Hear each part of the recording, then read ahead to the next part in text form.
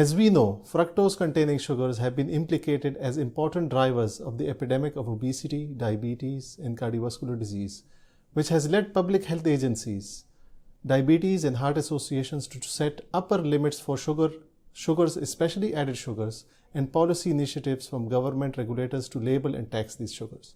My name is Tausif Ahmed Khan, and I'm a postdoctoral fellow at the Department of Nutritional Sciences, University of Toronto, and the lead author for our new paper published in the recent edition of the Journal of Mayo Clinic Proceedings. Much of the evidence of this recommendation and policies derives from data on sugar-sweetened beverages, which is the largest source of fructose-containing sugars in the US and Canadian diets. While large systematic reviews have shown adverse association of sugar-sweetened beverages with cardiovascular disease, we do not know if the same adverse association holds for different fructose-containing sugars independent of food form. In our paper, we conducted a systematic review and dose-response meta-analysis of 10 unique cohort studies involving 624,000 individuals with around 12,000 cases of incident cardiovascular disease and another 12,000 cases of cardiovascular mortality on the relation of total and added fructose-containing sugars.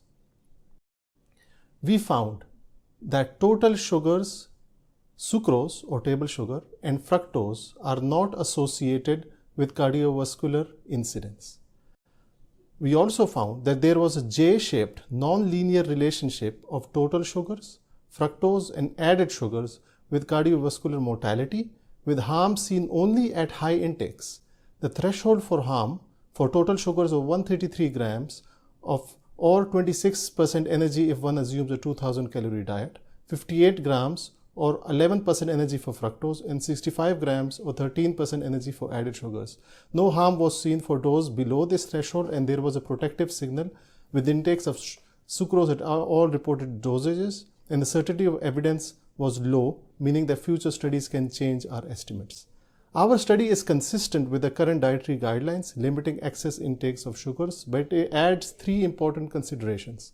One, our findings suggest a higher dose threshold for harm associated with added sugars at 13% energy intake compared to 5 to 10% suggested by major public health agencies. Number two, sugar-sweetened beverage might not be a good proxy for understanding association of fructose-containing sugars with cardiovascular disease, as our J-shaped dose-response curve suggests that sugars may be associated with harm only at higher doses and potentially can have relative benefits at low to moderate doses.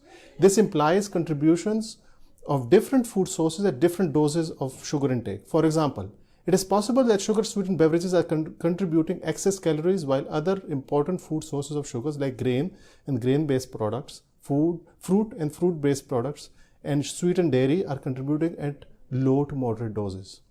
Number three, we need to have a more careful and nuanced approach to dietary guidelines as we move away from nutrient-based recommendations to a food-based approach, and we should not assume the same relationship for important sources of sugars. Thus, in summary, our systematic review and dose-response meta-analysis of prospective cohort studies shows a non-linear dose-response association with cardiovascular mortality for total sugars, fructose, and added sugars, with threshold for harm at high levels of intake and no adverse association with sucrose. More research is needed to assess the contributions of the actual food sources that contain these sugars to see if the harmful association seen for SSBs hold for these other foods. We hope you found this presentation from the content of our website valuable. Our journal's mission is to promote the best interests of patients by advancing the knowledge and professionalism of the physician community. If you are interested in more information about us, our homepage is www.mayoclinicproceedings.org. There you'll find access to information for our social media content, such as additional videos on our YouTube channel or journal updates on Facebook. You can also follow us on Twitter. More information about healthcare at Mayo Clinic is available at www.mayoclinic.org. This video content is copyrighted by Mayo Foundation for Medical Education and Research.